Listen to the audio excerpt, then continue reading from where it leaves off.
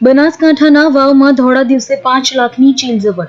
દીપાસરાના દૂધ મંડળીના મંત્રી પાસેથી થઈ ચીલ ઝપટ.